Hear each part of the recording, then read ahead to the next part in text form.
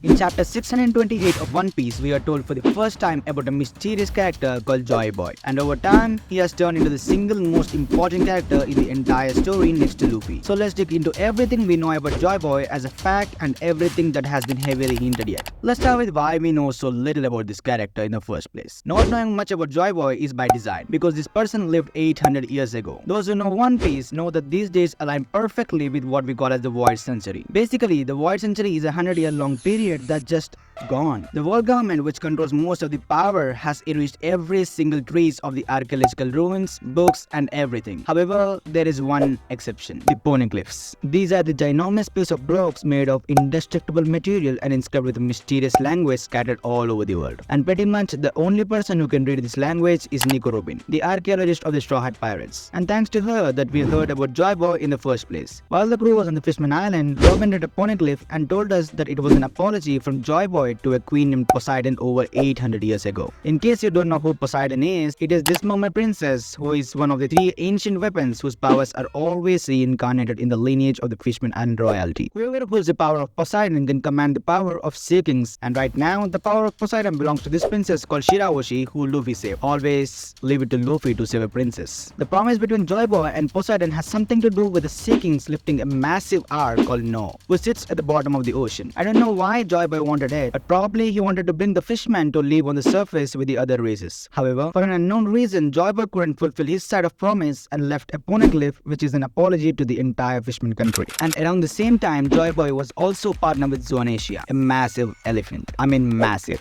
Zonasia is confirmed to be 35 kilometers tall. That means Zonasia is 3 times higher than a sky island. He is so big that an entire island lives on him. The Minks, a tribe of animal-human hybrid, built an entire kingdom on Zonasia called Zo. But Zonasia wasn't walking freely in the ocean. He was doing time. That's right. He is presented as a criminal due to a crime he committed long back, which is still unknown. And he is ordered to circle in a directed path until JOYBOY returns. In fact, Zonasia actually talked to Luffy. Not that he can actually talk, but through a mysterious power called the Voice of All Things. Probably the same power Roger used to read the poneglyphs. I don't know why Momonosuke was able to communicate with Zonasia and order him to do something other than the circling thing, but that is the only time Zonasia was able to do something in the entire 800 years. And next to the fact that Zonasia was the loyal comrade of JOYBOY, there are only 2 more things that are actually confirmed pieces of information about JOYBOY. And number 1 being JOYBOY is actually the real person who left the treasure of One Piece. Although the series started with Roger saying that he left the treasure of One Piece on the last island Raft Tail, there is more to it. Because at the end of his journey, Roger actually found some kind of object of enormous importance that was left behind by JOYBOY. On this island, Roger learned the truth of ancient history and the Void Century and wished he could have been alive in JOYBOY's time. The mysterious treasure that JOYBOY left behind made Roger laugh like crazy, leading him to name the island Laugh Tale. He also revealed that for some reason he arrived at Laugh Tale too early. There you go, Oda, putting something mysterious again. Now, for some reason we don't know why Roger was too early on arriving at Laugh Tale, but it has something to do with JOYBOY's second coming. According to this long-read prophecy, JOYBOY will be reincarnated 800 years after Void Century or 20 years after Roger reached Laugh Tale. Now, this prophecy is known in part thanks to this guy called Kozuki Oden. Oden sailed with Roger to Laugh Tale and kept this travel log in which he mentioned that after learning the true history and JOYBOY's second coming, his goal became more clear, which was opening the land of Wano to welcome JOYBOY, who is none other than our protagonist Monkey D. Luffy. This is revealed during the fight between Luffy and the Emperor of the Sea, Kaido. When Luffy was at the brink of death, he awakened his power, which he called as the Gear 5, but it is actually awakening his devil fruit. And at the same time, the Gorosei revealed that the devil fruit which Luffy ate is not the Gongo Gongo no Mi, but in fact the Hito Hito no Mi model Nika, which is a mythical zone type. Now, we still don't know much about this deity sun god Nika, but we can guess that he is some way connected to JOYBOY. When Luffy transformed into this form, his hair and clothes turned white and couldn't stop laughing. He also gained new power only limited by his imagination. And when Luffy first transformed to this new form, he was also jumping across the battlefield with some weird poses. This made us the very first time we learned about this sun god Nika from Kaido's subordinate Uzuhu. This guy doesn't only have a very strange name, but also tells that while he was in prison, fellow inmates would tell hopeful tales of a liberator called Nika. However, when Luffy had in Gear 5, Zonasia said something fascinating. He said that he could hear the drums of liberation, seemingly referring Luffy's heartbeat, and then announced that JOYBOY has returned. It's ironic that Luffy unlocked Gear 5 while fighting Kaido, because it's heavily hinted that Kaido himself wanted to find out who JOYBOY is, and made Wano his base after hearing that JOYBOY would first appear in Wano. We all know that Oda takes most of his inspiration from other religions, like Luffy is inspired from the Hindu god Hanuman. Similarly, let's talk about the the origin of JOYBOY. Before that, this is a perfect time for you to subscribe to my channel if you don't want to miss out any of my fascinating videos like this one.